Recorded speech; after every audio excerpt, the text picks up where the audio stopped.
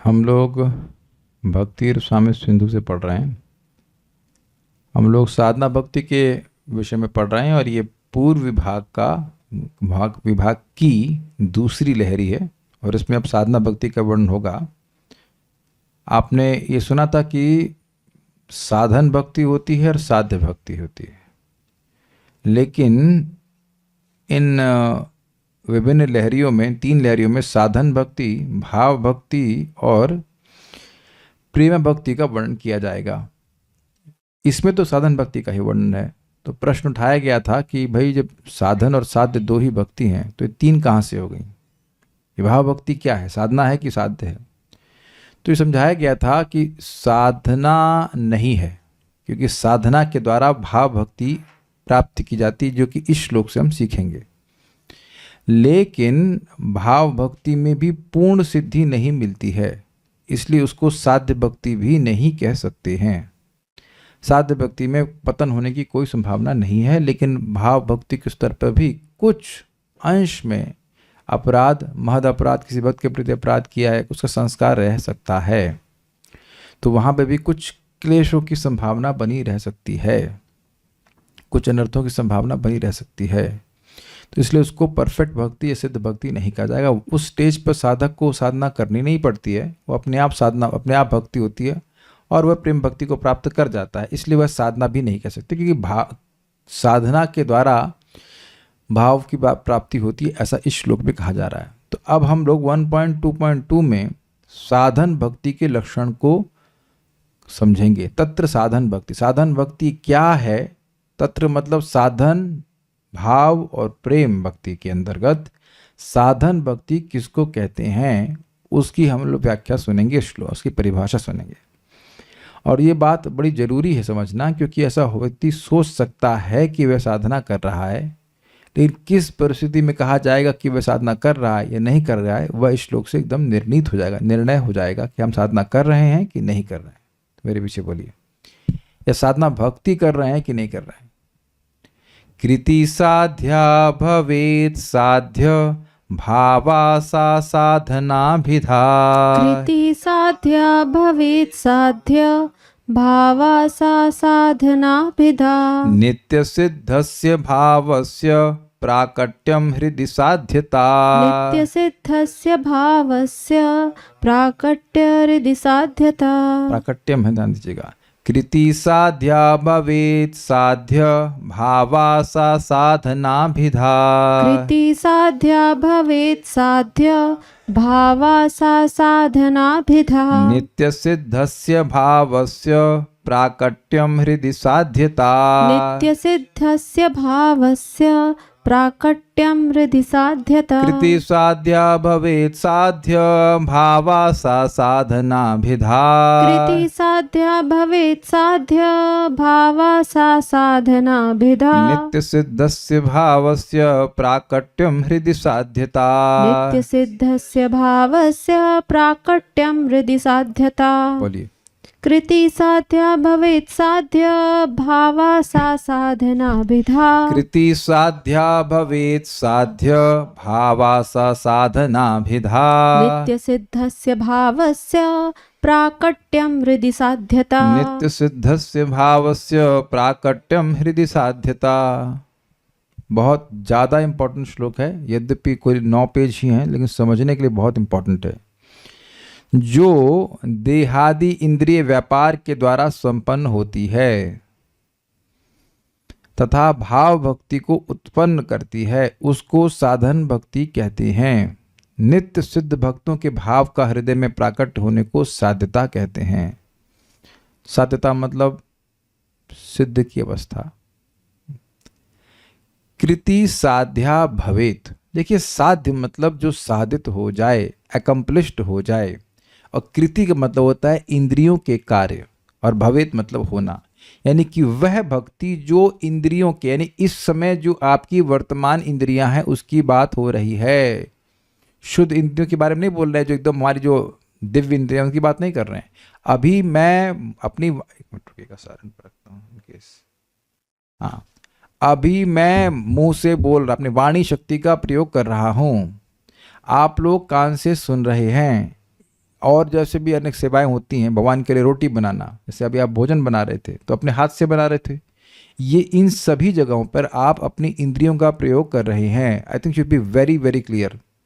यहाँ केवल मन के लिए नहीं बोल रहे हैं कि मन से बस भाव आना चाहिए, भाव आना चाहिए। भाव आए या ना आए, समझ पा रहे हैं, इमोशंस आए या ना आए, आपकी इंद्रियां सक्रिय होनी चाहिए।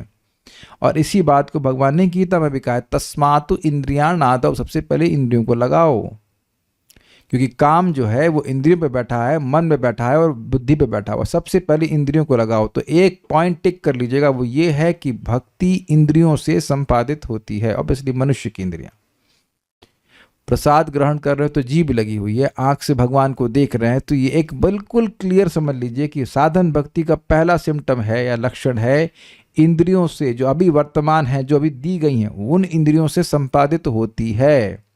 इसलिए कोई यह नहीं कह सकता कि हमारी तो इंद्रियां भौतिक है तो हम भगवान की सेवा कैसे करें। भगवान ने आपको इंद्रियां दी ही हैं उनकी सेवा करने के लिए।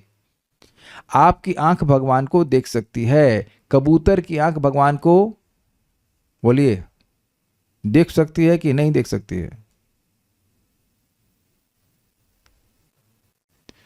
कबूतर की आंख, अब इस्कॉन वृंदावन में जाके देखेंगे तो कई बार कबूतर अंदर आता है, तो वो भगवान को देख सकता है कि नहीं देख सकता है? वेदवाद नहीं, बताइए। हाँ, पिजन, कल्याण, इनको भी दीजिए, बहुत देर से चुपचाप बैठे हैं। ना ना ना ना ना, अरे सिंपल प्रश्न कर रहे हैं, लीजिए बताइए। ये तो कोई शास्त्र का प्रश्न नहीं कर रहे हैं, बस ये पूछ रहा हूँ कि क्या the pigeon which is there in the temple can it see Krishna और नॉट? नो, ये कह रहे हैं नहीं देख सकते हैं। कितने लोग वोट देंगे? हम देख सकते हैं उसको। वो तो आप समझ रहे हैं कि वहां कोई वो चेष्टा नहीं कर सकता कि मैं भगवान को देख रहा हूं। देख रहा है, लेकिन वो ये अवेयरनेस नहीं आ सकती। यानी इसलिए स्पष्ट बात है कि आप ये नहीं कह रहे कि वो देखना संपादित कर रहा है। तो आप देख रहे हैं कि आप लोग देखना अकम्प्लिश कर रहे हैं कि नहीं? You are accomplishing seeing Krishna. I am seeing Giriraj now. अब अगर क्या कहते हैं, पक्षियों की बात करें तो पक्षी तो गिरिराज जी पॉटी भी कर देते हैं, कर ही देते होंगे, कोई बड़े मतलब कोई ऐसी विलक्षण बात नहीं कह रहे हैं। तो वह तो गिरिराज जी को नहीं देख रहा है ना, देख रहा है एटलीस्ट उस रूप में नहीं देख पा रहा जैसे कि इंसान देख सकता है, वो भी शास्त्र से सुन करके जो है। ऑब्वियसली कुछ चेष्टा करके हम भगवान को देखते हैं कि नहीं देख रहे हैं। तो वो सारी चेष्टा, कहने का मतलब है कि मनुष्य के लिए साधना भक्ति की जा रही है, पशुओं के लिए नहीं की जा रही है। उन्हें कुछ सुकृत मिल जाए एक अलग बात है, but we are not talking about that point. कृति साध्या भवेत, मतलब कृति मतलब इंद्रियों से। सुकृति सुना है आपने? सुकृति मतलब सु मतलब अच्छा, और कृति मतलब इंद्रियों से कुछ अच्छा कार्य कर दिया। किसी भक्त को कुछ, भक्त की ही बात नहीं, कोई भी कुछ दान कर दिया, कुछ पुण्य कर दिया, तो वह अपनी इंद्रियों से करता है कि नहीं? तो कृति का मतलब इंद्रियों से किया गया कार्य, और उससे ये साध्य होती है। अर्थात ये साधना भक्ति इंद्रियों के द्वारा अकम्प्लिश्ड होती है, की जाती है। इजी है सबको? पहला चीज तो समझ में आ गई होगी। अच्छा, फिर कह रहे हैं साध्य भावा, भाव भक्ति को उत्पन्न करती है। दो इसके अर्थ हैं, भाव भक्ति को उत्पन्न करती है और दूसरा अर्थ है कि इसका लक्ष्य भाव भक्ति होता है, इसका साध्य भाव भक्ति होता है। साध्य भावा, इसका भाव, ये इसके द्वारा भाव भक्ति साधित होती है, साध्य भाव, या इसके द्वारा साध्य भक्ति, भाव भक्ति को साध्य के रूप में लक्षित किया जाता है। मतलब साधना भक्ति को साधना भक्ति तभी कहा जाएगा जब उसकी, जब अपनी इंद्रियों से, हाँ, अपनी इंद्रियों से संपादित की। ये बात छूट गई।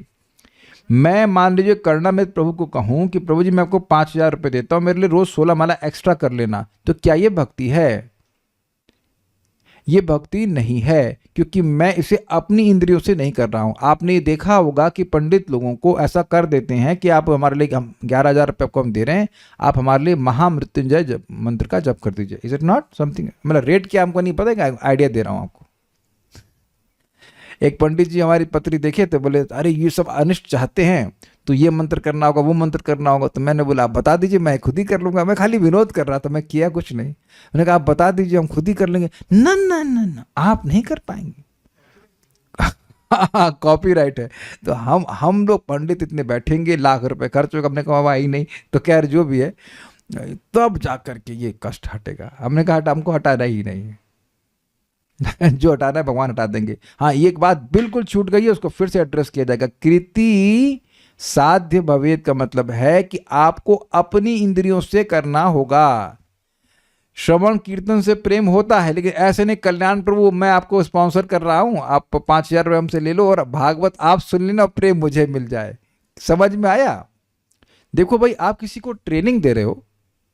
मैंने ये प्रश्न किया था कि मान लीजिए कोई व्यक्ति को हम स्मार्टफोन स्पॉन्सर करते हैं जिसके द्वारा वो कथा होपफुली सुने, तो वह भक्ति है कि नहीं? बताइए बताइए बताइए, जल्दी से बताइए।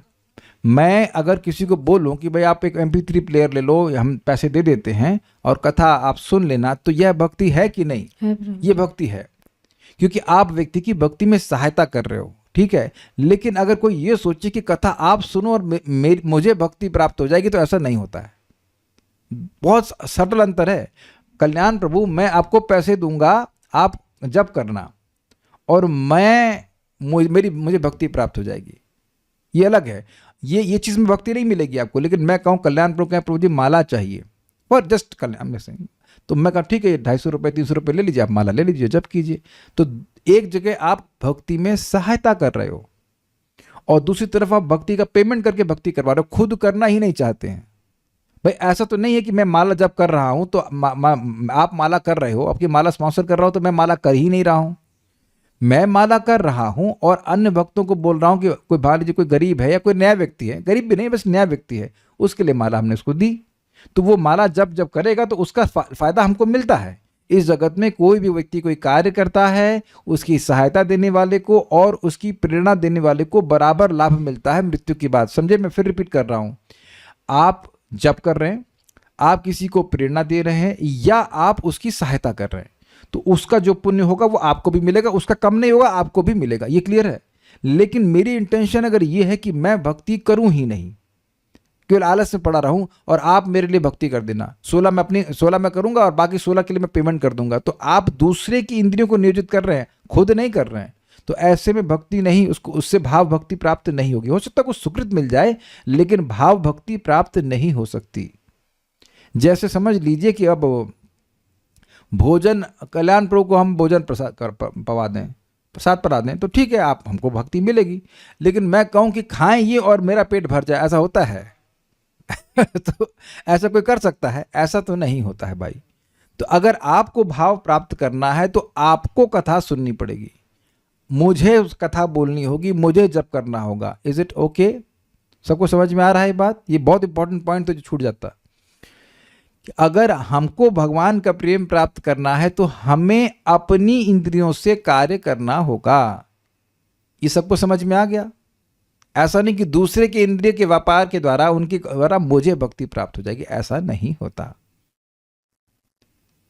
तो मेरे लिए मैं पेमेंट करके आपसे अपना जप पूरा नहीं करवा सकता। जैसे हम कई बार हम भक्तों के लिए जप करते हैं या उनके लिए गीता पाठ पारायण करते हैं, उससे भक्ति की नहीं सुकृति ट्रांसफर होती है, उससे भक्ति की सुकृति ट्रांसफर होती है। देखिए ये बिल्कुल होती है, लेकिन उसको जब वह अपनी इंद्रियों से भक्ति करेगा तब उसको भक्ति प्राप्त होती है। ये भी सत्य बात है कि भक्त का संकल्प हो जाता है। This are all different things, और ये सब कार्य करता है। हमने सुना था 3रे अध्याय भगवद गीता के महात्म्य में कि उसने भगवद गीता को पढ़ा, उसका पुण्य दूसरे को दे दिया। That's a different thing, different है ये बात। आप मान लीजिए हरे कृष्ण मंत्र जब कर रहे हैं, कहने कि इसका पुण्य उस भक्त को मिल जाए, तो आपका कम नहीं होगा बल्कि आपको 100 गुना मिल जाएगा। That's a different thing. लेकिन मैं ये कह रहा हूं कि राधा शर्मा माता जी, मैं आपको 500 रुपये दूंगा, मेरे लिए 2 माला जप कर लेना। ये कुछ अंतर नहीं लग रहा आपको इसमें? मैं नहीं करूंगा, मैं आपको 500 रुपये दे रहा हूं, मेरे लिए जप कर दो। तो भले कुछ सुकृत बन जाए, लेकिन मुझे भाव भक्ति नहीं प्राप्त होगी। मैं ये नहीं कह रहे कि सुकृत नहीं मिलेगा, ना, ये नहीं कहा जा रहा है। कहा यह जा रहा है कि भाव जागृत नहीं होगा। ये नहीं कह रहे कि पुण्य नहीं मिलेगा, पुण्य तो मिलता ही है। वो कुछ होता है ना, या ऋत्विक कहते हैं उसको, कि आप मेरे बिहार पे ये कर दो, मेरे बिहार पे ये कर दो, वो कर दो, ठीक है, लेकिन आपको पुण्य मिल जाएगा, लेकिन भाव नहीं प्राप्त होगा। अरे एक सिंपल सी बात सोचिए, आप किसी से प्रेम करते हैं तो आप सेवा करते हो या किसी और को बोलते हो? इट मेक सेंस ना, when you love someone then you serve yourself. तो जब आप स्वयं सेवा करते तो प्रेम उत्पन्न होगा। भक्ति स्वयं सेवक संघ, समझे बात? आपको खुद को सुनना पड़ेगा। अच्छा चलिए छोड़ दीजिए कोई बात। जो लोग भी, राधा शर्मा माता जी, आप ना कल से क्लास में बताना और किसी और को पेमेंट करते ना, जाओ जाओ मेरे बिहाफ पे क्लास सुन लो। तो अब आपको बताइए कथा में रुचि हो जाएगी? किसी को हो जाएगी ऐसे कि दूसरे को बोल दिए जाओ खुद ना जाओ? देखिए आप समझिए, आप कथा में आ रहे हैं और मान लीजिए फॉर एग्जांपल, मान लीजिए किसी के पास नेट पैक नहीं है, तो अब आपने उसका नेट पैक डलवा दिया, तो उससे आपकी भक्ति बढ़ेगी? जी हाँ बढ़ेगी, क्योंकि आप सहायता कर रहे हैं। ऐसा नहीं कि हम आ ही नहीं रहे हैं और तुम जाके सुनो। तो इससे कैसे भक्ति बढ़ जाएगी आप? डेफिनेटली विल बी हेल्प्ड, आप किसी की मदद कर रहे हैं, दैट्स ऑल्सो अ फैक्ट। लेकिन भाव भक्ति के लिए अगर भाव भक्ति प्राप्त करना है तो खुद करनी पड़ेगी भक्ति। ये इस कृति साध्या भवेत से सूचित हो रहा है। तो एकदम क्लियर समझ लीजिएगा कि हाँ, हमारी कोई भक्ति में सहायता करता है, अनुमोदन करता है, तो वह भी उसको लाभ है, लेकिन उसको अपनी इंद्रियों से भक्ति करनी पड़ेगी। Then only it is called sadhana bhakti. Well wishing is different thing, लेकिन अपने से कुछ जप करेगा, अपने से कुछ भागवत पढ़ेगा, अपने से प्रसाद खाएगा, तब उसको साधना भक्ति कहा जाएगा। I hope it is very clear. ठीक है, सब लोग आप अपने ही कान से सुन रहे हैं कि किसी दूसरे कान से सुन रहे हैं? तो समझ में आ गया ना? कोई पेमेंट पे तो नहीं सुन रहा ना, किसी को पेमेंट दिया हो तब तो सुन नहीं रहा ना क्लास। तो एकदम क्लियर समझ में आ रहा है कि आप किसी के अन्य की वजह से नहीं, आप खुद सुन रहे हो, खुद बोल रहे हो, खुद। उम्मीद है कि बातें क्लियर हो गई होंगी। तो ये बहुत इंपॉर्टेंट पॉइंट है। अच्छा, दूसरा पॉइंट है कि भाई व्यक्ति अपनी इंद्रियों से भक्ति कर रहा है, लेकिन अब वह अगर धर्म चाहता है, धन चाहता है यानी अर्थ चाहता है, या कामनाओं की संतुष्टि चाहता है, या मोक्ष चाहता है यानी धर्म अर्थ काम और मोक्ष चाहता है, तब भी उसको साधना भक्ति नहीं कहेंगे। उसका साध्य क्या होना चाहिए? उसका साध्य भाव भक्ति होना चाहिए, या उससे भाव भक्ति उत्पन्न होनी चाहिए। भक्तिया संजातया भक्तिया सा साधना अभिधा। अभिधा मतलब कहते हैं, सा मतलब स्त्रीलिंग में उसको साधना कहते हैं। तो अब वेदवादिनी जो आपको समझ में आओ बिना घबराए आप बताइए, और तीनों लोगों से पूछूंगा, आप बताइए कि साधना भक्ति का मतलब क्या है? प्रभु जी, साधना भक्ति वो है जो अपनी वर्तमान इंद्रियों से संपादित की जाए और जिसका जो भाव भक्ति को साधित करने के लिए संपादित की जाए। यस, यानी कि उसको इसीलिए किया जा रहा है ताकि मेरे हृदय में जो सुप्त प्रेम है वह जागृत हो जाए। फिर से कल्याण प्रभु बताएंगे ताकि बात एकदम दिमाग में बैठ जाए। अरे अच्छा, माइक इनके पास था, आप बताइए। हाँ, साधन भक्ति मीन्स हम खुद ही अपना इंद्रिय से साधना, माइक पास में लीजिए। हाँ, साधना करना, उससे हम भाव भक्ति प्राप्त होते हैं। ठीक है, अपनी इंद्रियों से संपादित करना और उसका लक्ष्य भाव भक्ति होना चाहिए। ओके, हरे कृष्ण प्रभु जी। साधना भक्ति वो है जो व्यक्ति अपने इंद्रियों से करते हैं और जिसका लक्ष्य भाव भक्ति प्राप्त करना है। यस, उम्मीद है कि बात समझ में आ जाएगी। अब अगर कोई व्यक्ति सोचे अच्छा साध्य भक्ति, ये भाव भक्ति प्रकट की जा रही है, उत्पन्न की जा रही है, लगता है कि ये कुछ आर्टिफिशियल चीज है, तो उस बात को खंडित करने के लिए, उसको निरस्त करने के लिए कह रहे हैं नित्य सिद्धस्य हृदय प्राकट्यम साध्यता। नित्य सिद्ध भक्तों के भाव का हृदय में प्राकट्य होने को साध्यता कहते हैं, मतलब परफेक्शन कहते हैं। कहने का मतलब है, देखिए दो इस तरह से समझ सकते हैं कि ये जैसे बोल रहे हैं कि जो नित्य सिद्ध पार्षदों में भगवान का प्रेम है, वो जब साधक के हृदय में उसी प्रकार का प्रेम जागृत हो जाता है तो उसको साध्यता कहते हैं, तो उसको परफेक्शन कहते हैं। या एक और भी अर्थ समझ सकते हैं जो क्लियर समझ में आ रहा है, वो ये है कि जो आपके हृदय में नित्य सिद्ध कृष्ण प्रेम है, जब वह प्रकट हो जाए तो उसको परफेक्शन कहते हैं। ये ज्यादा अच्छा लगता है सुनने में। आपका माइक लीजिए, भगवान से क्या संबंध है आपका? दास का है, लेकिन उसके अलावा कोई स्पेसिफिक संबंध भी है कि नहीं? जी है। तो इस श्रवण कीर्तन के द्वारा क्या प्रकट होगा? वो स्पेसिफिक संबंध। यस, वो उत्पन्न होगा कि प्रकट होगा? प्रकट होगा। वेरी गुड, समझ गए बात। यानी कि ऐसा नहीं है कि आर्टिफिशियली कुछ आपको भाव जागृत करना है। जब आप भाव भक्ति के स्तर पर पहुंच जाएंगे इस श्रवण कीर्तन के द्वारा, तो अपने आप आपको मालूम चल जाएगा कि आपका स्पेसिफिक संबंध भगवान से क्या है। उसी को सिद्ध अवस्था कहते हैं। परफेक्शन ये है कि व्यक्ति अपने संबंध को, जो भूला हुआ संबंध है भगवान से और जो नित्य है, उसको जागृत कर ले। तो समझ में आ रहा है, उसको जागृत कराने की क्षमता इस भाव भक्ति में, साधना भक्ति में है। सिंपल, सबको समझ में आ गया। अब आप बताइए कि अगर मैं किसी को पेमेंट दे करके जप करवा रहा हूं, तो क्या मेरी स्पृहा है कि मेरे हृदय में भगवान के प्रति जो प्रेम है वो जागृत हो जाए? अगर वो स्पृहा होगी तो मैं खुद जप करूंगा ना, दूसरे की सहायता जरूर करूंगा और करना चाहिए। भाई जैसे मैं यहाँ भगवान के नाम की महिमा बोलता हूं तो भक्तों को सहायता मिलती है जप करने में, लेकिन मैं किसी को बोला, रुक्मणी माता जी बोला कि आप 2000 रुपये ले लो और मेरी माला पूरी कर दो, दैट इज एब्सोल्युटली एब्सर्ड। ऐसा आपने कभी नहीं सुना होगा भक्तों के समाज में, लेकिन ऐसा बाहर बहुत चलता है। आपने देखा होगा कि बहुत बार पंडितों को भागवत का पारायण करने के लिए पेमेंट कर देते हैं, सुना है आपने, देखा भी होगा। वो बैठ के वो पारायण कर रहे हैं, लेकिन वो पारायण अपने लिए नहीं कर रहे हैं, वो पारायण यजमान के लिए कर रहे हैं। एक भक्त, अब हम दीक्षित भक्त है, लेकिन अब वो सब काम शुरू कर दिए हैं। तो मैंने कहा 16 माला सुबह हो जाती है, कहते नहीं नहीं प्रभु जी, वो यजमान के लिए मंत्रोच्चारण करना होता है। Got it? अब वो यजमान के लिए, इंटरेस्टिंग बात है, यजमान के लिए मंत्रोच्चारण कर रहे हैं, तो अगर मान लीजिए वो विष्णु मंत्र भी उच्चारण कर रहे हैं, तो क्या उस मंत्रोच्चारण से उनका भाव प्रकट होगा? होगा? नहीं होगा। तो क्यों नहीं होगा बताइए, माइक बताइए।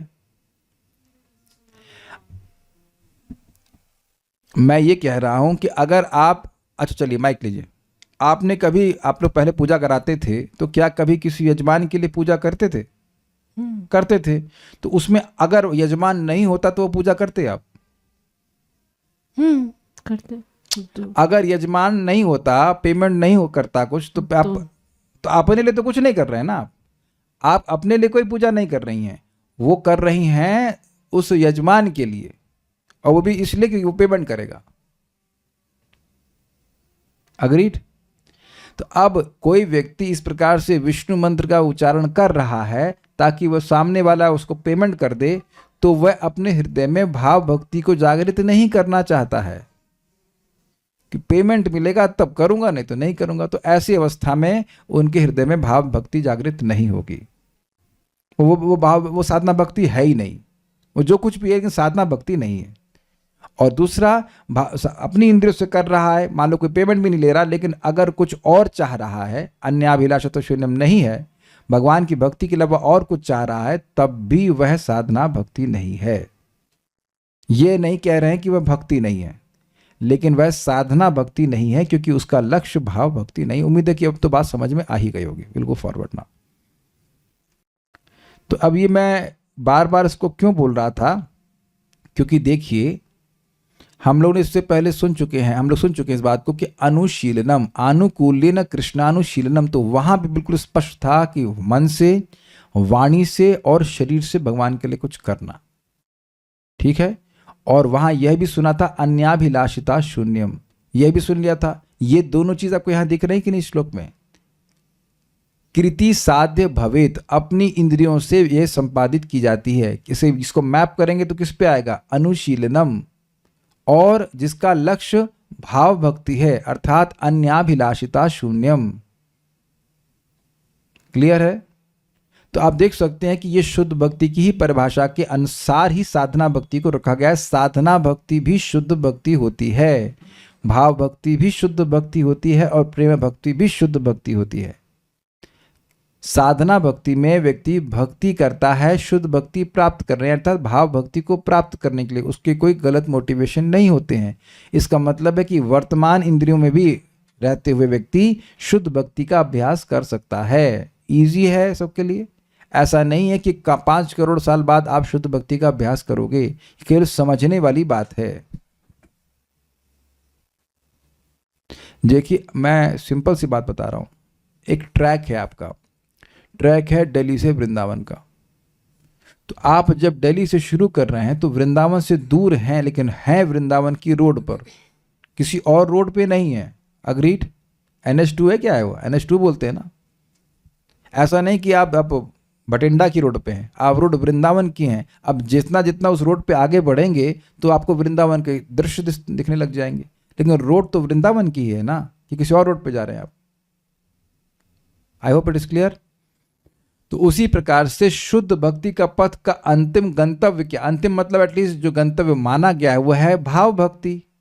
तो जब रोड पे हैं, चलते चले जाएंगे तो भाव भक्ति प्राप्त हो जाएगी, लेकिन जो रोड का गंतव्य डेस्टिनेशन है ही नहीं तो उस पे वो कैसे पहुंचेगा बताइए। आप मेरी बात समझ पा रहे हैं? दिल्ली में बैठे आपने हरिद्वार के लिए बस ले ली, तो चाहे कितना भी चल लीजिए, क्या वृंदावन पहुंच जाएंगे? आप समझ रहे हैं कि नहीं समझ रहे हैं? तो भक्ति कर रहा है मोक्ष प्राप्त करने के लिए, तो मोक्ष मिल जाएगा, भाव भक्ति कैसे मिलेगी?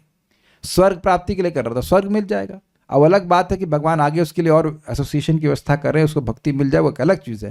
लेकिन अगर वो स्वर्ग प्राप्ति के लिए भक्ति कर रहा है तो उसको स्वर्ग मिलेगा, भाव भक्ति नहीं मिल जाएगी, और ना ही उसको साधना भक्ति कहा जाएगा। कुछ समझ रहे हैं? ये कॉम्प्लिकेटेड हो रहा है, कुछ मन में डाउट आ रहा है तो बोलिए। हरे कृष्ण प्रभु जी। फिर शुद्ध भक्त किसको बोला जाएगा? मतलब शुद्ध भक्त वह है जो भक्ति करने के लिए भक्ति प्राप्त करना चाहता है, भक्ति करके भक्ति प्राप्त करना चाहता है, वो साधक है। साधक को भी शुद्ध भक्त कहा जाएगा और शुद्ध भक्त को भी शुद्ध भक्त कहा जाएगा। और devotee is known by his aspirations. कुछ समझ रहे हैं ना कि इंटेंशन की बात हो रही है ना। अगर आप शुद्ध भक्ति की व्याख्या करें तो इसमें क्या है? अनुकूलेन कृष्णानुशीलनम, ये था ना। तो जो व्यक्ति इस समय अपने शरीर से, अपने मन से, अपनी वाणी से निरंतर भगवान की सेवा कर रहा है तो उसे क्या कहेंगे? अशुद्ध भक्त। लेकिन अब उसमें भी वह केवल भगवान की भक्ति चाहता है और कुछ नहीं चाहता है तो उसे क्या कहेंगे आप? अशुद्ध भक्त। तो साधक भी शुद्ध भक्त है और सिद्ध अवस्था में जो है वह भी शुद्ध भक्त है, लेकिन परिपक्वता का अंतर है। जो उसका एक्सपीरियंस है भगवान की भक्ति करने का, उसमें अंतर है, लेकिन इंटेंशन में अंतर नहीं है। एक शुद्ध भक्त भगवान को संतुष्ट करना चाहता है और एक नया भक्त भी अगर प्रॉपरली ट्रेंड हो तो वह भगवान को संतुष्ट करने के लिए ही भक्ति कर सकता है। अगर ऐसा होता ही नहीं तो फिर साधना भक्ति हो, ऐसा संभव ही नहीं हो तो साधना भक्ति फिर असंभव नहीं हो जाएगी। इसीलिए तो बोल रहे हैं कि वर्तमान इंद्रियों से करना है, अर्थात एकदम जो आपकी दिव्य इंद्रियां उनकी बात नहीं हो रही। तभी तो बोल रहे हैं कि इस समय जो इंद्रियां उससे कर रहे हैं। आप क्यों सुन रहे हैं क्लास? स्वर्ग जाने के लिए, अमेरिका जाने के लिए? देखिए मैं प्रकट देख रहा, मैं इसको देखा कि एक भक्त आश्रम ज्वाइन किए थे और मेरी उनके प्रति बड़ी सम्मान की भावना थी। बड़ी अच्छी साधना करते थे, 2:30 बजे उठ जाते थे, 16 माला कर लेते थे। उनकी इच्छा थी कि अमेरिका चले जाएं और चले भी गए। उसके बाद शादी कर लिया, जो कुछ भी, शादी की इच्छा नहीं थी उस टाइम, उनकी बस इच्छा थी कि हम अमेरिका चले जाएं। तो क्या गए? हाँ जी बिल्कुल चले गए।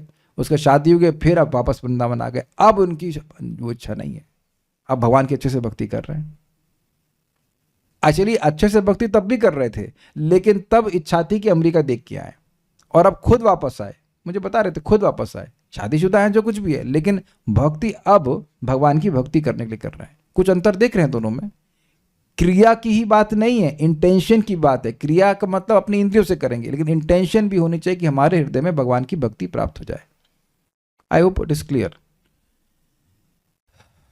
ये बहुत बड़ी बातें हैं। परम पूज्य वृंदावन चंद्र महाराज समझा रहे थे कि देखिए ऐसा हो सकता है कि व्यक्ति बहुत अधिक भक्ति कर रहा हो, लेकिन वो साधना भक्ति कर रहा हो, जरूरी नहीं है। और यही बात परम पूज्य राधानाथ महाराज कह रहे थे, your advancement is not dependent on how many rounds you are chanting but how much selflessless you are. इसका मतलब यह नहीं कह रहे हैं कि आप एक्स्ट्रा चैंटिंग मत कीजिए या चैंटिंग मत कीजिए, लेकिन किस इंटेंशन से केयर कर रहे हैं ये बहुत महत्वपूर्ण है। ओ ठीक है ना, मैं ये भक्ति कर रहा हूं ताकि मेरी भगवान में भक्ति बढ़ जाए, ये इस इंटेंशन से। अच्छा, अगर ये ना समझ में आ रहा हो तो एक व्यक्ति हाथ खड़ा करते कि उसने कभी किसी देवता की पूजा किसी भौतिक इच्छा से नहीं करी है। भाई मैं इसलिए हाथ खड़ा कर सकता हूँ कि मैं किसी की पूजा करता ही नहीं था, लेकिन बाकी आप ऐसा नहीं कि मेरी कोई भौतिक इच्छाएं नहीं थी, लेकिन मैं किसी देवता की पूजा करता ही नहीं था। आप में से कोई व्यक्ति ऐसा, इसको अनुभव है इस तरह का करने का? नहीं करने का अनुभव है कि किसी देवता के पास जा रहे हैं बस निष्काम भावना से। तो आप देख रहे हैं कि यू नो दैट कि किसी की पूजा करना किसी इंटेंशन से, ये आप जानते हो। कौन नहीं जानता है तो जरा बताइए या एटलीस्ट चैट करिए। सबको पता है ना कि कोई हम किसी व्यक्ति की पूजा कर रहे हैं तो हमारी एक इंटेंशन होती है कि ये हो जाए, ये हो जाए, वो हो जाए। ये क्लियर है, ईजी है। वेदवादी आपने ऐसे कभी किया है?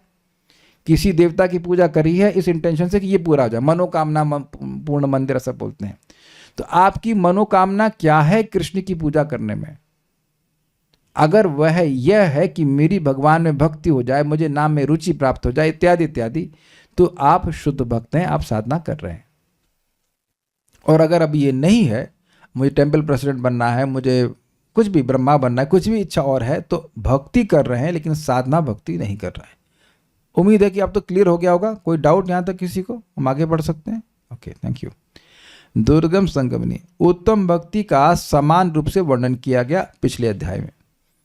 जब भक्ति को कृति अर्थात इंद्रियों की क्रियाओं के द्वारा साध्या अर्थात साधा जाता है, अकम्प्लिश किया जाता है, यानी कि किया जाता है, तो वह साधना भक्ति कहलाती हैं। ये एक बात है। इंद्रियों की क्रियाएं भक्ति के अंतर्गत वैसे ही सम्मिलित मानी जाती हैं जैसे यज्ञ से पूर्व की शुद्धिकरण क्रियाएं यज्ञ में गिनी जाती हैं, यद्यपि तकनीकी रूप से वे यज्ञ का हिस्सा नहीं होती। अब बात क्या हो रही, थोड़ा पूरा पढ़ूंगा तो समझाऊंगा। इस साधना भक्ति को भगवान के प्रत्यक्ष अनुभव वाली भक्ति से अलग दर्शाने के लिए साध्य भावा शब्द का प्रयोग किया गया है। देखिए, साधना का अंत भाव की प्राप्ति पर होता है। साधना वही है जिससे भाव और प्रेम की प्राप्ति होती है। तो देखिए यहाँ पे क्या कह रहे हैं, कोई यज्ञ होता है तो उससे पहले आप उसकी सामग्री जुटाते हैं कि नहीं? नारियल लेके आते हैं, पपीता लाते, पपीता भी चलता है, I am not sure, sorry, केले लेके आते हैं, नारियल लेके आते हैं, और क्या चलता है, वो केले के पेड़ लगाते हैं, हाँ, कोकोनट, बहुत सारी चीज़ लेके आते हैं, हवन की सामग्री लेके आते हैं। माइक लीजिए, आपने यज्ञ करवाए हैं कि नहीं करवाया ऐसे? जी तो ये सब काम किया है। लकड़ी लाती थी, जी लकड़ी लाती मतलब अरेंज करवाते, लकड़ी लाना, पूजा की सामग्री लाना, घी लाना, तो ये यज्ञ है कि नहीं है? है। भगवान को प्रसन्न करने नहीं, वो भगवान के प्रसन्न की बात नहीं कर रहा हूँ, इतना पूछना, ये यज्ञ है कि नहीं है? यज्ञ तो आहुति जब देंगे तो, जोर से बोलिए। जब आहुति देंगे तो यज्ञ होता है। अच्छा, तो ये आहुति, यज्ञ की प्रोसेस है। परफेक्ट, सही उत्तर दिया आपने। क्या बिना नारियल मार्केट से लाए आप आहुति दे देंगे? तो आप बताइए कि वो यज्ञ साधित तभी हो रहा है जब आप नारियल लेके आओगे, केला लेके आओगे, जो कुछ भी है। चलिए, दूसरा यज्ञ करना मित्र प्रभु। आज आपने जप यज्ञ तो किया ही, उसके अलावा कुकिंग यज्ञ किया कि नहीं किया? तो उसमें तवा लाना, तवे को धुलना, सब्जी लाना, ये सब भी कुकिंग में है कि नहीं है? कुकिंग में है। इतना धीरे बोलो ताकि मुझे भी ना सुनाई। कुकिंग में है। कुकिंग में है। तो आप देख रहे हैं कि यद्यपि कुकिंग एसेंशियली मीन्स उसमें डालना, सब्जी को डालना या काटना करके कुछ पीछे, तो लेकिन क्या कहते हैं उसको, प्री प्रिपरेशन बोलेंगे, उससे पहले की प्रिपरेशन भी तो कुकिंग का भाग है। तो भाई वास्तविक भक्ति तो ये है कि भगवान से प्रेम किया जाए। लेकिन अब जब प्रेम नहीं है तो उसके पहले वाली भक्ति को भी तो आप भक्ति कहोगे। अब समझ में आया? जो अभी हमारी वर्तमान इंद्रियां हैं, ये हमारी असली इंद्रियां तो है नहीं। असली इंद्रिया तो हमारी जो स्पिरिचुअल जो सेंसेस हैं, उससे जो भक्ति की जाती है भाव भक्ति के स्तर पर, वो वास्तविक भक्ति है। यानी कि जैसे कि वास्तविक कुकिंग क्या है, जब आप सब्जी को डाल दिए, अग्नि जला दी, वही ना वास्तविक कुकिंग है। अगर वो हो ही नहीं तो ये सब्जी लाना कुकिंग है? अगर सब्जी लाना ही कुकिंग है तो सारे सब्जी वाले कुकिंग कर रहे हैं क्यों भाई? तो आप जान रहे हैं कि सब्जी लाने का काम वो भी करते हैं, लेकिन वह कुकिंग के उद्देश्य से नहीं कर रहे हैं। तो आप सब्जी ला रहे हो कुकिंग के उद्देश्य से, क्लियर? इसलिए उसको कुकिंग कहा जा रहा है। कुछ समझे? तो अब आप भक्ति कर रहे हैं भाव भक्ति प्राप्त करने के लिए, वो भाव भक्ति असली भक्ति है जिसमें भगवान के प्रति प्रेम उत्पन्न हो, जैसे भक्ति कहते हैं ना, भाव, अफेक्शन, सारा कुछ प्रकट हो रहा है। तो वो उसी का प्रीकर्सर कहते हैं इंग्लिश में, उसका जो पहले का भाग है वो है साधना भक्ति। तो अब उसके बिना तो ये भाव भक्ति जागृत नहीं होगी, जैसे कि सब्जी लाए बिना तो सब्जी बनने वाली नहीं है। तो इसलिए भी उसको भक्ति के अंतर्गत ही रखा जा रहा है। इसलिए आप ये नहीं कह सकते हो कि हम भक्ति कर नहीं रहे हैं, हम लोग कर रहे हैं भक्ति। भाई आप जान रहे हो कि अपने हृदय को हम शुद्ध कर रहे हैं, है ना? तो हृदय को शुद्ध करने का उद्देश्य क्या है? भगवान की भक्ति जागृत हो जाए। तो आप एकदम क्लियर समझ रहे होंगे यज्ञ के एग्जाम्पल से या सब खाने के बनाने के एग्जाम्पल से कि जो पहले के कार्य हैं, जो उसके पहले किए जा रहे हैं, यज्ञ के पहले किए जा रहे हैं या कुकिंग के पहले किए जा रहे हैं, तो वह भी कुकिंग का ही भाग है। इसलिए इसको साधना भक्ति ही कहा जा रहा है। इसको आप कुछ और शब्द नहीं कह सकते हो। समझ में आ गया बात? जैसे किसी की शादी हो रही है तो पंडित जी सारे कुछ अरेंजमेंट कर रहे हैं, तब क्या कहेंगे, हाँ वो यज्ञ की व्यवस्था कर रहे हैं, तो वो भी तो यज्ञ का भाग हुआ कि नहीं हुआ। ओके। इस साधना भक्ति को भगवान के प्रत्यक्ष अनुभव वाली भक्ति से अलग दर्शाने के लिए साध्य भावा शब्द का प्रयोग किया गया है। इसका क्या मतलब है? देखिए, साध्य भावा मतलब साध्य भाव भक्ति, तो वह साधित अवस्था है और उसमें भगवान का अनुभव होता है। जैसे अभी आप लोग हरे कृष्ण मंत्र जप रहे हैं, हम सब लोग जप रहे हैं, लेकिन यह अनुभव नहीं होता है कि भगवान हमारे साथ में है। कुछ कुछ तो है, कभी कभी अच्छा लगता है, लेकिन ऐसा नहीं कि अनुभव होता है। तो वो अनुभव कब होगा? वो अनुभव होगा जब आप गुणों के पूरी तरह परे हो जाओगे, अर्थात भाव भक्ति के स्तर पर। उससे पहले नहीं होगा। ये क्लियर है ना? तो अब जो गुणों के परे वाली भक्ति है, वह गुणों के अंतर्गत जो कोई जीव है वो भक्ति कर रहा है, उससे अलग नहीं होगी। मैं इस समय गुणों के प्रभाव में हूं, तो जब मैं गुणों के परे चला जाऊंगा तो वो मेरी चेतना की स्थिति इस चेतना की स्थिति से अलग नहीं होगी। ये यही बात बोल रहे हैं कि जो, इसलिए उसको अलग दिखाने के लिए बोल रहे हैं साध्य भावा। इसका लक्ष्य भाव भक्ति है। इसकी साध्य अवस्था, साधना भक्ति की साध्य अवस्था जो गोल है वो भाव भक्ति है, जिसमें व्यक्ति पूरी तरह से गुणों के परे चले जाता है और भगवान का अनुभव करता है। थोड़ा समझ लीजिए कि जो व्यक्ति बादल के नीचे है उसे कुछ कुछ बादल, सूर्य का प्रकाश अनुभव होता है, लेकिन सूर्य का प्रत्यक्ष दर्शन नहीं होता बिल्कुल आंखों के सामने। लेकिन जो व्यक्ति बादलों के ऊपर चला गया तो उसको सूर्य का प्रत्यक्ष दर्शन हो रहा है। तो देखिए, आज अगर हो या कभी भी बादल हो, बदली हो, तो आप बदली के अंतर्गत नीचे हो, बादलों के नीचे हो, तब भी सूर्य का कुछ प्रकाश अनुभव कर रहे हो, वो सूर्य का ही प्रकाश है। लेकिन जो बादल के ऊपर अगर आप होते तो जो सूर्य का अनुभव होता वो तो अलग होगा कि नहीं होगा? तो अभी भी हम भगवान की भक्ति के ही संपर्क में हैं, लेकिन हम खुद तो गुणों के अंदर हैं ना। अभी हम जो पढ़ रहे हैं वो सब निर्गुण वस्तु है, आचार्यों की कमेंट्री है, भगवान की बात है, लेकिन मैं तो अभी गुणों के अंतर्गत हूं ना। तो भक्ति करते करते, इस निर्गुण वस्तु का सेवन करते करते जब हम पूरी तरह से गुणों के परे चले जाएंगे तो वो अवस्था अलग होगी। इसको दर्शाने के लिए साध्य भाव शब्द कर रहे हैं कि वह जो भक्ति है वो साध्य अवस्था में होती है, भाव भक्ति कहलाती है। साधना का अंत भाव की प्राप्ति पर होता है, मतलब उसके बाद आप साधना नहीं करते हो, भक्ति अपने आप होने लगती है। साधना वही है जिससे भाव और प्रेम की प्राप्ति होती है, अर्थात अगर कोई और लक्ष्य है तो उसको साधना नहीं कहा जाएगा। भाव साधना का भाग नहीं है, यह भी क्लियर हम लोगों ने कल समझ लिया था। फिर भी साध्य रूप अर्थात सिद्ध अवस्था भी भक्ति ही है, क्योंकि वह उसका अंग है। तो ये भी स्पष्ट है कि जो प्रेम भक्ति है, साध भाव भक्ति, वह भी भक्ति है, उसको तो आप अलग कुछ नहीं कहोगे, तो इसी बात है। साध्य भावा शब्द का एक अर्थ है जिसका लक्ष्य भाव भक्ति है, जिसका साध्य भाव है, और दूसरा अर्थ है जो भाव रूप अपने लक्ष्य को प्राप्त करती है, अर्थात जिसके द्वारा भाव भक्ति साधित हो जाती है। दो अर्थ समझ में आए? साधना भक्ति वही बात, उसी भक्ति को साधना भक्ति कहते हैं जिसका लक्ष्य भाव भक्ति होता है, या जिसके अंदर शक्ति होती है भाव को प्राप्त कराने की।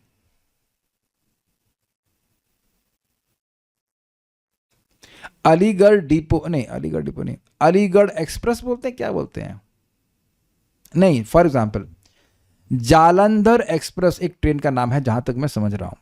इससे क्या समझती हैं आप? Very good. जिसका डेस्टिनेशन जालंधर है, और दूसरा जिसका सामर्थ्य है जालंधर सिटी की प्राप्ति कराना। इजी हो गया, अब तो समझ में आ गया। तो साधना भक्ति वही है जिसका लक्ष्य भाव भक्ति है, और जिसकी पोटेंशियलिटी, जिसकी क्षमता, पोटेंसी है भाव भक्ति को जागृत करना। जो भक्ति मोक्ष के लिए की जाती है वह भाव भक्ति को जागृत करने की पोटेंसी से युक्त नहीं होती। जो मोक्ष को लक्ष्य करके की जाती है वह उसका लक्ष्य भाव भक्ति नहीं होता, इसको साधना भक्ति नहीं कह सकते हैं। तो इसलिए उम्मीद है कि दोनों बातों का सटल अंतर समझ में आ गया होगा। एक भक्त कह रहे हैं शुरुआत में साधना दीक्षा प्राप्त करने के लिए करते हैं, तो ये भाव भक्ति की जागृत करती है। अच्छा प्रश्न है और बड़ा ऑनेस्ट प्रश्न किया है। दीक्षा प्राप्त करने के लिए साधना नहीं करनी चाहिए। भाव भक्ति, देखिए दीक्षा प्राप्त करना साधना भक्ति का एक अंग है, वो भी आगे क्लियर हो जाएगा। साधना भक्ति उसको नहीं कहते, इसका लक्ष्य दीक्षा प्राप्त करना है। क्योंकि अब इसका फंडा क्या है समझ लीजिए, ये भारतीयों का एक रोग है। क्या रोग है? कि दीक्षा मिल गई तो अब हमें कुछ नहीं करना है। लेकिन नहीं, ऐसा नहीं है। दीक्षा के समय व्यक्ति आत्मसमर्पण करता है और उसके बाद भजन करना शुरू करता है। दीक्षा इसलिए ली जाती है कि साधना भक्ति करें। दीक्षा इसलिए ली जाती है कि साधना भक्ति करें। क्या प्रमाण है? आप 6 स्कंद श्लोक तो नंबर मुझे याद नहीं, 24वें अध्याय में है। अहम हरे ताव पादेक मूलम दासानुदासो भवितास्मि भूया मन स्मरेता सुपतेर गुणास्तिर गृणीत वाक कर्म करोति कायः।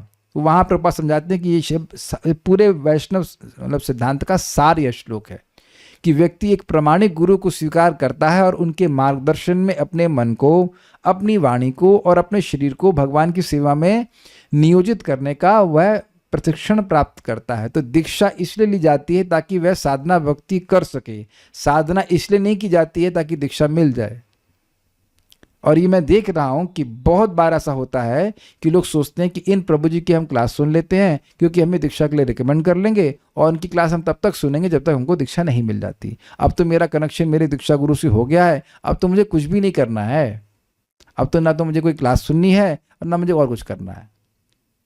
और ये कोई एक बार नहीं, कई बार ऐसा घटना, ये मेंटालिटी होती ही है कि हमारे लिए कोई मसीहा आ गया, उसने हम पर हाथ धर दिया और हम सब कुछ, सारी कृपा मिल गई और हमको अपने आप सब कुछ हो जाएगा। हमें बड़ा अच्छा है कि हम परम पूज्य राधानाथ महाराज से हमको दीक्षा प्राप्त हुई और बड़ा सुंदर इंस्ट्रक्शन प्राप्त हुआ। Don't think Diksha will liberate you. बेटा अभी तुम्हारा काम खत्म नहीं हुआ है, तुम्हारा काम शुरू हुआ है। Initiation means starting, not and. कहीं अगर आप देख लीजिएगा कि दीक्षा मीन्स एंड ऑफ भक्ति, तो आप जरा बता दीजिएगा, ऐसा कहीं है। लेकिन कुछ अच्छा बात बोल दी है आपने, अच्छी बात पूछ ली। अभी तो और सब बातें क्लियर होंगी कि शुरुआत का एक पार्ट है, ये साधना भक्ति का पार्ट है कि इनिशिएशन लेना। It is not the goal of bhakti, it is one part of the भक्ति।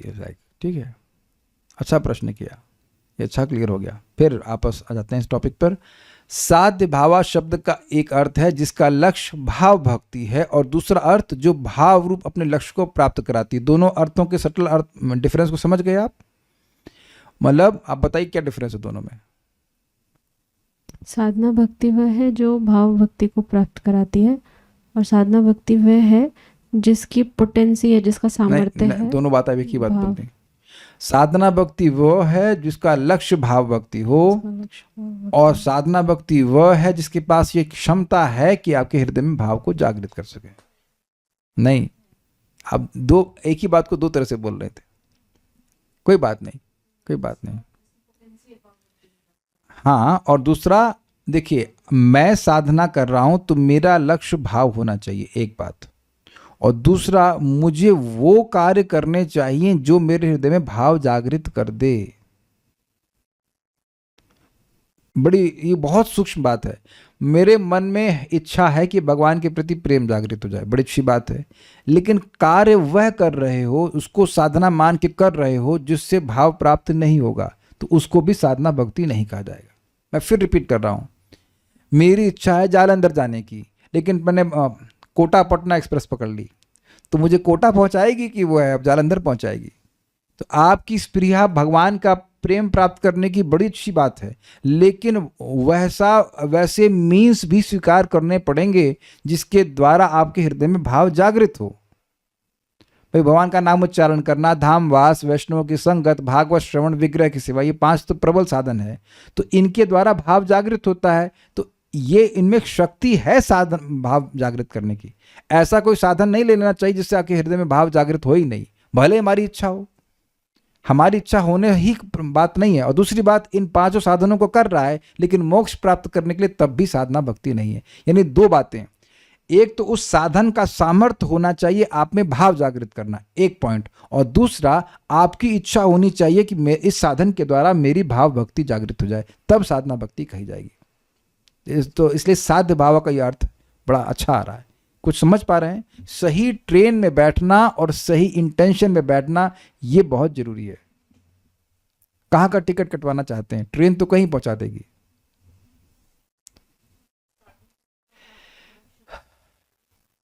वह साध्य भाव का मतलब है कि उस साधन भक्ति में या जो भक्ति के अंग कर रहे हैं उसमें शक्ति होनी चाहिए कि भाव भक्ति जागृत कर दे। एक तो ये सेलेक्ट करे, और दूसरा कि उसकी इंटेंशन भी हो कि मेरे हृदय में भगवान के प्रति प्रेम या भाव जागृत हो जाए। ठीक है। जैसे सनातन गोस्वामी पाद, उनके शरीर में वो रोग हो गया था और वह पूरी चले गए थे, तो वहां पर क्षमा कीजिएगा पूरी गए थे तो बीच में रोग उनको हो गया था, शरीर में फोपोले पड़ रहे थे, तो महाप्रभु आते उनका आलिंगन करते और उनके शरीर के जो पस था वो महाप्रभु के दिव्य शरीर में लग जाता, तो उनको बड़ा खराब लगता। तो उनके मन में आया कि अरे मैं तो यहाँ पे अपना उद्धार करने आया था और मैं इतना अपराध कर रहा हूँ, अच्छा होगा कि मैं जगन्नाथ जी के रथ के आगे आकर मर जाऊं, तो सही जगह मर जाऊंगा तो मेरा कल्याण हो जाएगा। तो फिर महाप्रभु तो भगवान है।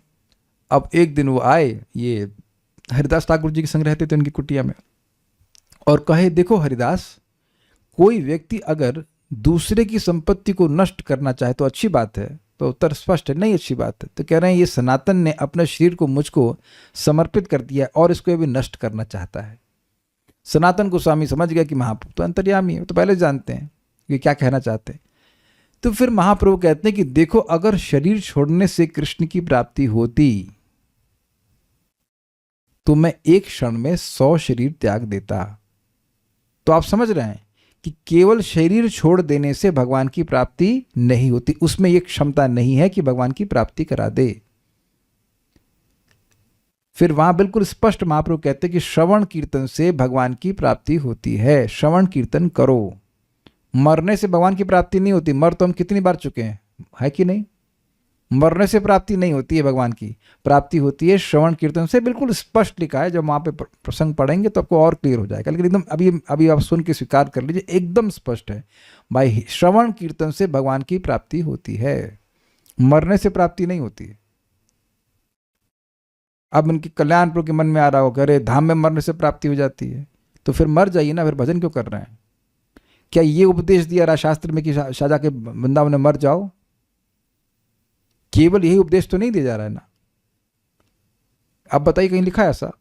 ये लिखा है कि कीड़ा भी यहां मरता है तो भगवान की प्राप्ति करते हैं, लेकिन ये उपदेश दे रहा है शास्त्र की अब वृंदावन में आकर आत्महत्या कर लीजिए। बोलिए, जो कि सनातन गोस्वामी करना चाहते थे, और वहां स्पष्ट महाप्रभु कह रहे हैं कि आत्महत्या ये तमोगुण की वृत्ति है, ये अंतरंगा शक्ति की वृत्ति नहीं है, इसलिए भक्त आत्महत्या वगैरह कुछ नहीं करते।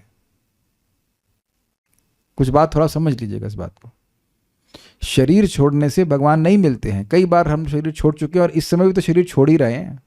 कल्याण प्रभु को शरीर कहाँ गया 2 साल वाला, और मेरा कहाँ गया? तो वो तो छूट ही रहा है। शरीर छूटने से भगवान थोड़ा मिलते हैं। बिल्कुल महाप्रभु के शब्द है, आप लोग को डाउट हो जाके भगवान से झगड़ा कर लेना। तो हमको वो लाइन बहुत अच्छी लगती है। बंगला तो याद नहीं है, लेकिन श्रवण कीर्तन से कृष्ण मिलते हैं, हमको बहुत अच्छा लग रहा था। और आप लोग सुन चुके हैं, शुडवंती गायंती गृणंत भीषण इत्यादि। भगवान के श्रवण कीर्तन में निरंतर लगा रहता है, उसको जल्दी से भगवान मिलते हैं। सुना है ना, रोज गाते हैं। इसीलिए हम गवाते हैं ताकि क्लियर हो जाए कि करना क्या है, किस साधन को स्वीकार करना है कि मेरा जो लक्ष्य भाव भक्ति का है वो जल्दी से प्राप्त हो जाए। ये बात क्या सबसे बड़ा प्रबल साधन क्या है? श्रवण कीर्तन का। श्रवण कीर्तन सबसे तेज है, और बाकी जो भी चीजें उसके पीछे होनी चाहिए। ये बात ठीक है। तो उम्मीद है कि दोनों आप सेंसेस को समझ गए, दोनों चीजों को समझ गए होंगे।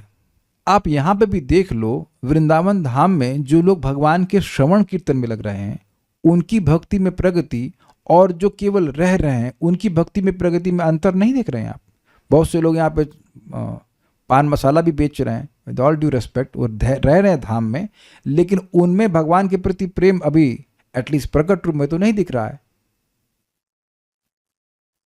और ये धाम के प्रति अपराध भी है। लेकिन जो नाम जप कर रहे हैं, जो भगवान के प्रति भगवान का भागवतम सुन रहे हैं, श्रवण कीर्तन कर रहे हैं, तो उनके प्रति उनके तो जीवन में वो स्वयं भी देख रहे हैं और अन्य भी देख रहे हैं कि उनकी भगवान के प्रति भक्ति बढ़ रही है। तो मैं जो भी बोल रहा हूं उसके प्रति कोई विरोध हो तो आप पूरी तरह स्वतंत्र है करने के लिए, लेकिन आप खुद देख लो कि श्रवण कीर्तन करने वालों की भक्ति बढ़ती है कि नहीं बढ़ती है, चाहे वो कहीं पे भी हो। और मैं इसमें बड़ा ओपन हूँ, आपके सामने जो दिख रहा हो, आपको जो लग रहा हो वो बता दीजिए भाई कि क्या लग रहा है। कि बिना जो लोग श्रवण कीर्तन नहीं करते उनकी भक्ति बड़ी बढ़ रही हो, तो आप देख लीजिएगा आप। काहे प्रभुपाद जी बार बार बोल रहे हैं कि shravan is the most important thing. मैं एग्जाम्पल दे रहा हूँ कि मैं और कल्याण प्रभु बस से गए थे नोएडा। कब गए थे? 9 जून को, 9 जून 2025। मुझे इसलिए याद है कि उस दिन से मैंने मिलेट खाना शुरू किया है इसलिए वो date is like my new birth. तो अब बस वाला टिकट काट रहा था, याद है आपको? बोले कहाँ से आएगा? वृंदावन से। अच्छा वही ना जहाँ का पानी बहुत खराब है। जब मैं इसको बोला कि मैं वृंदावन से हूँ तो मुझे लगा कि ये थोड़ा सम्मान करेगा कि भाई वृंदावन, बड़े वृंदावन से यहाँ पे है भगवान की पूरी भगवान की नगरी इत्यादि इत्यादि। तो ना, वही ना वहाँ का स्थान, वहाँ का पानी बड़ा खराब है, बस उसको यही दिख रहा है और वही देख सकता है। अब आप लोग भी यही देखते हैं भाई, आप लोग फिल्टर करके पी लेते हैं, ठीक है, लेकिन अब कुछ तो आप देख रहे हैं कि श्रवण कीर्तन के प्रभाव से यहाँ पे आते हैं तो कचरा भी दिखाई पड़ता है, लेकिन कचरे को नहीं देखते। आप जानते हैं कि ये मेरी आंखों का दोष है, ये तो दिव्य स्थान है। तो मैं खाली ये कहना चाहता हूँ कि श्रवण कीर्तन एकदम क्लियर समझ लीजिए, श्रवण कीर्तन, ये भगवत गीता का श्रवण कीर्तन, भगवान के नाम का श्रवण कीर्तन, ये सबसे प्रबल साधन है भाव को जागृत करने का। और इसको एक सिंपल प्रैक्टिकल एग्जाम्पल से देख लीजिए। आपने देखा होगा कि किसी को बड़ा अच्छा मानते हो, उसके बारे में नेगेटिव सुने तो सारा भाव चेंज हो जाता है कि नहीं? और किसी को आप नेगेटिव मानते हैं और उसके गुण सुनने लगते हैं तो तुरंत अच्छा मानने लगते हैं। जिन भी माताओं की अरेंज मैरिज हुई होगी तो मेरे ख्याल से आपके माता पिता ने उस लड़के के गुणों को सुना होगा, है ना? यहाँ ये है, वो है, ये है, फलान ढिमकाना, बड़ा अच्छा लड़का है, तुरंत शादी कर दी। तो आप देखिए किसी के प्रति जो भाव है वह सबसे तीव्रता से जागृत होता है श्रवण कीर्तन के द्वारा। नहीं तो व्यक्ति सामने बैठा रहेगा और आप कुछ नहीं जानेंगे उसके बारे में। तो उम्मीद है कि बातें आपको समझ में आ रही होगी। सबसे प्रबल साधन क्या है? Healing and chanting. ओके, तो उम्मीद है कि दोनों चीजें बात समझ में आ गई होंगी। लक्ष्य भाव होना चाहिए और उसके पास शक्ति होनी चाहिए भाव को जागृत करने के लिए, तो वैसी साधन को स्वीकार करना चाहिए।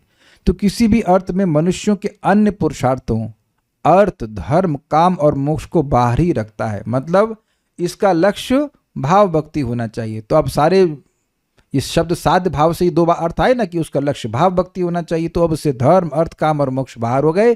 तो जो कोई भी व्यक्ति इन उद्देश्यों के लिए भक्ति कर रहा है तो वह साधक नहीं है।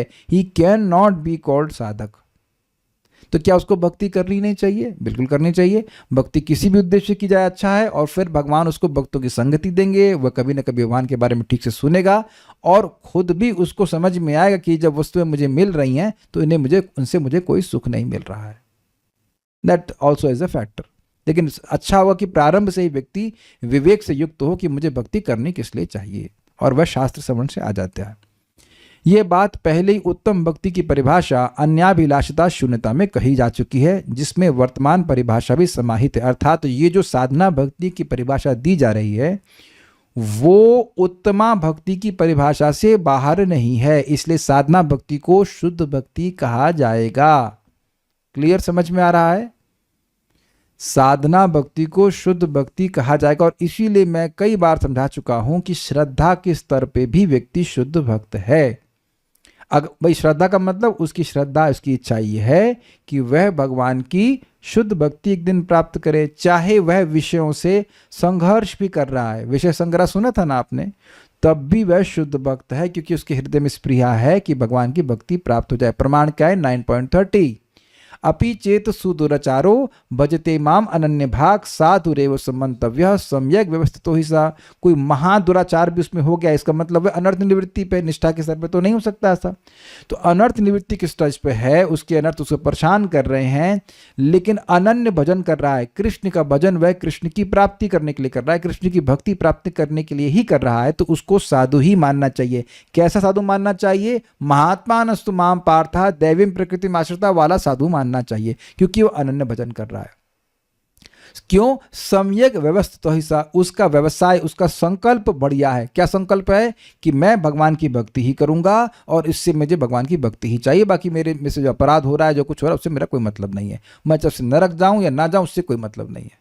तो उम्मीद है कि बातें क्लियर आ रही होंगी और बहुत प्रेरणा भी मिल रही होगी कि ये नहीं है कि आप जब अब बिल्कुल भाव भक्ति के स्तर पर पहुंचेंगे तभी शुद्ध भक्त कहलाएंगे। तब तो शुद्ध भक्त कहलाएंगे। यहां पर अपनी एस्पिरेशंस के द्वारा भी व्यक्ति शुद्ध भक्त कहलाता है। समझ में आ गया होगा शायद। भाव के साध्य होने पर उसका कृत्रिम होने के कारण परम पुरुषार्थ होना संभव नहीं है। इस शंका के समाधान के लिए कहते हैं नित्य सिद्धस्य भावस्य प्राकट्यम हृदय साध्यता। नित्य सिद्ध भक्तगण में जो भाव नित्य रूप में रहता है उसका साधक भक्त के अंतःकरण में आविर्भूत होना ही साध्यता है। यह भक्ति आविर्भूत होती है की नहीं जाती है। इसका मतलब क्या है? जैसे आपने मैंगो से, क्या फ्रूटी समझते हैं ना, फ्रूटी, तो मैंगो से बनती है उम्मीद है, तो उसको मैंगो से आपने कुछ बना करके आपने कुछ उसकी फ्रूटी बना दी, तो वो कृत्रिम रूप है ना, वो कोई नेचुरल तो है नहीं।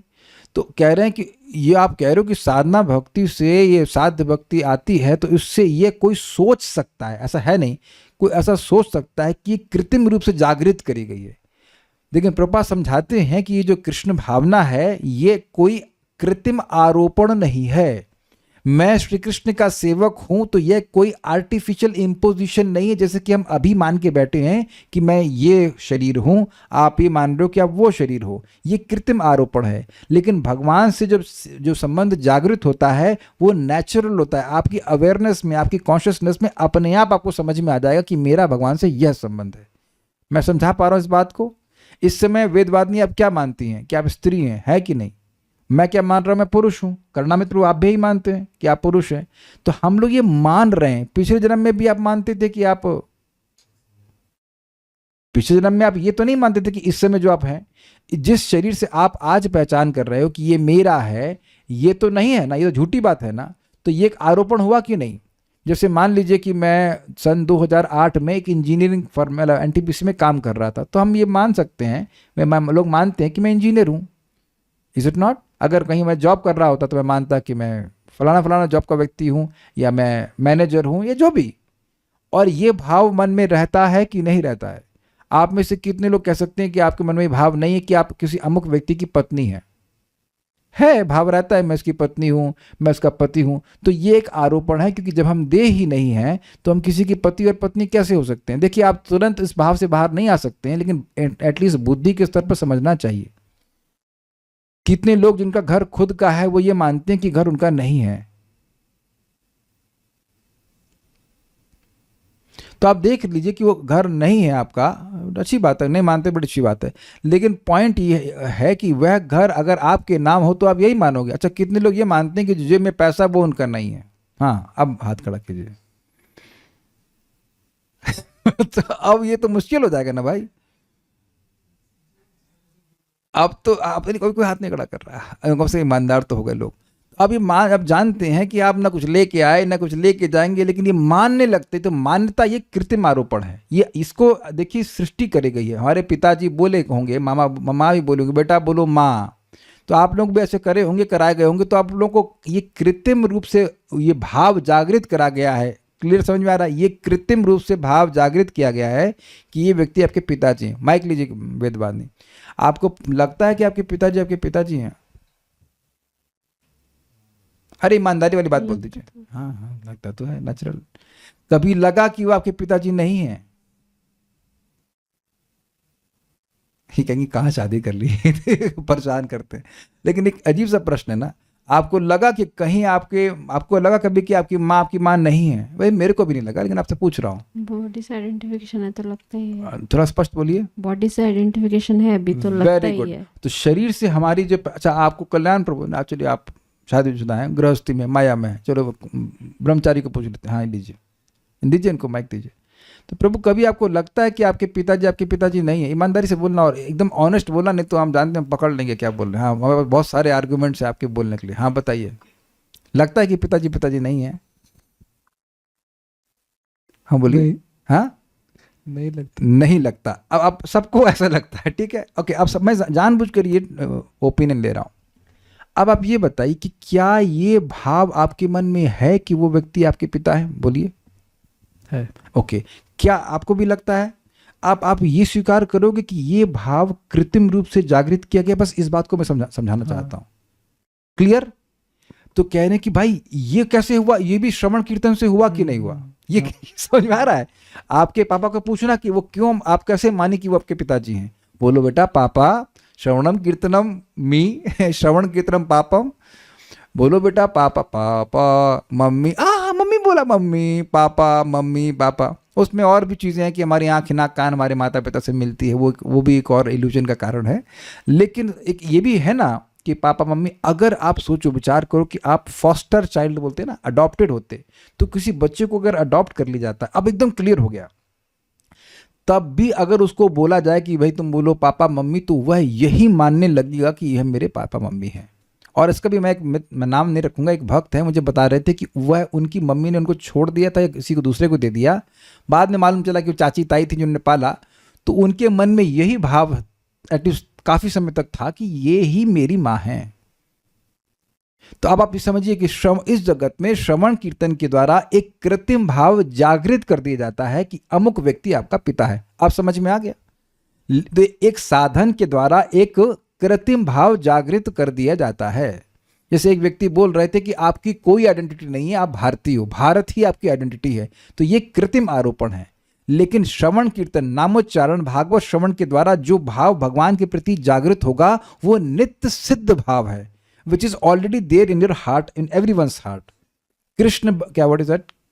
प्रेम, नित्य सिद्ध कृष्ण प्रेम साध्य को उन्वय, श्रवण आदि शुद्ध चित्त कोरिबे उदय। बिल्कुल बिल्कुल समझ लीजिए कि भाई गोल क्या है। नित्य सिद्ध कृष्ण प्रेम, कृष्ण का प्रेम जो मेरा नित्य संबंध भगवान से वो पहले से ही है। नित्य सिद्ध कृष्ण प्रेम साध्य को भी उन्नय, उसको आप साधित नहीं कर सकते, उसको कोई प्राप्त नहीं कर सकते हो। जैसे कि यहां पे हमने प्राप्त किया है, ठीक है, ये मैं इसका पिता हूं, मैं इसका दोस्त हूं इत्यादि जो भी। श्रवण आदि शुद्ध चित्त कौरिबे उदय। श्रवण आदि यानी श्रवण, दो अर्थ है, श्रवण जिसका आदि यानी बिगिनिंग है, या श्रवण आदि मतलब श्रवण कीर्तन स्मरण वंदन आदि, उसके द्वारा जब चित्त शुद्ध हो जाता है तो ये उदित हो जाता है। जैसे सूर्य अपने आप उदित होता है, सूर्य की सृष्टि नहीं होती है।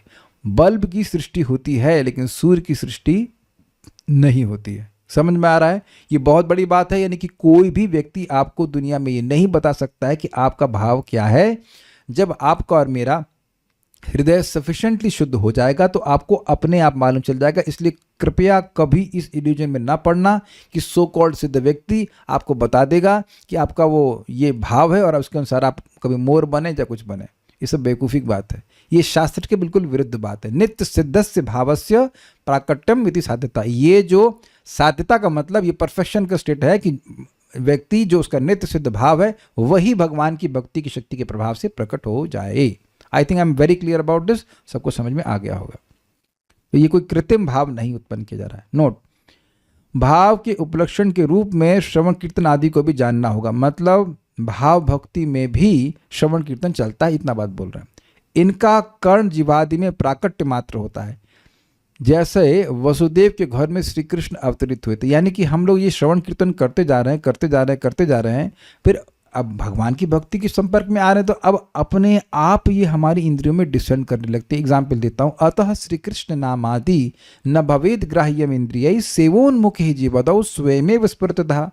हमारी भौतिक इंद्रियां भगवान को नहीं पकड़ सकती हैं। तो जब व्यक्ति भगवान की सेवा करना चाहता है, भगवान का नामोच्चारण करना चाहता है, तो नाम अपने आप हमारी इंद्रियों को पकड़ता है और करते करते हमारे इंद्रियों को शुद्ध करते करते फिर हम भाव भक्ति के स्तर पर आएंगे तो वैसा अनुभव व्यक्ति को होने लग जाएगा। ये बात कह रहे हैं। जैसे वसुदेव जी पिताजी हैं कृष्ण के, लेकिन वह कृष्ण को जन्म नहीं दिए हैं, कृष्ण स्वेच्छा से उनके बेटे के रूप में प्रकट होते हैं। ऐसे ही भक्ति अपनी स्वेच्छा से जीव की इंद्रियों को पकड़ती है, जीव की इंद्रियों में आविर्भूत होती है, ये कहते हैं। इसलिए ये नहीं सोचना चाहिए कि कृत्रिम रूप से कुछ सृष्टि की जा रही है। यह भक्ति भगवत शक्ति विशेष की वृत्ति विशेष है। संवित एवं ह्लादनी, इसका वर्णन आगे ग्रंथ में किया जाएगा। भक्ति क्या है? भगवान की संवित और ह्लादनी शक्ति की वृत्ति है। संवित शक्ति क्या होती है? जिससे, बोलिए माइक पे। संवित शक्ति जिससे भगवान स्वयं को जानते हैं और दूसरे को भी जानवाते हैं। सम्यक रूप से वित्त मतलब जानना। तो जब व्यक्ति को भगवान की संवित शक्ति प्राप्त होगी और ह्लादनी मतलब आनंद देने वाली शक्ति प्राप्त होती है तो उसको भक्ति कहते हैं। इसीलिए भगवान ने कहा भक्त्या माम अभिजानाति, भक्ति के द्वारा मुझे व्यक्ति जानता है। इजी समझ में आ रहा है बात? क्योंकि भक्ति में भगवान की संवित शक्ति है और ह्लादनी शक्ति है, इस कारण से व्यक्ति भगवान को जान पाता है। भगवान की स्पिरिचुअल एनर्जीज हैं।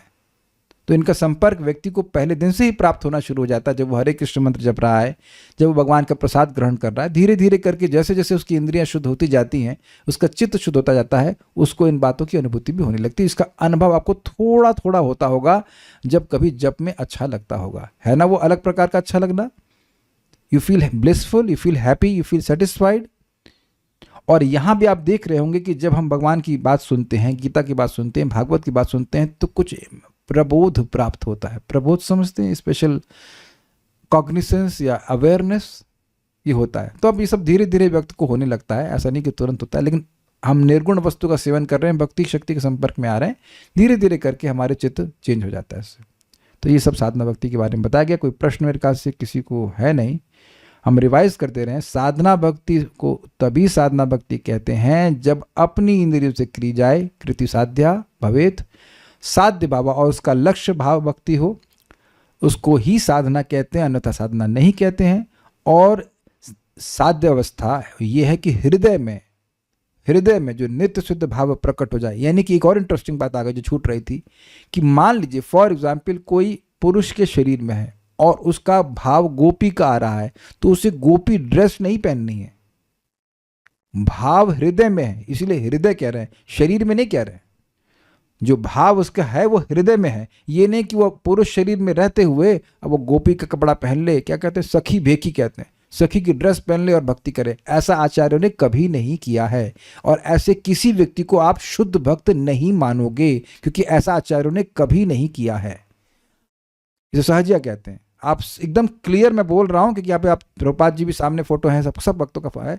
प्रभुपाद जी ने, उनके गुरु महाराज ने सभी लोग ने बताया भी कि वो मंजरी स्वरूप हैं, सभी ने बताया ना इस प्रकार से, एक्सेप्ट प्रभुपाद, उन्होंने बताया नहीं, लेकिन वो कभी इस प्रकार का सखी वेश धारण नहीं किए हैं, न ही गोस्वामी गण से किए हैं। आप लोगों को सबको पता है कि रूप गोस्वामी जी रूप मंजरी हैं, क्या वो लड़की का वेश कभी धारण किए हैं?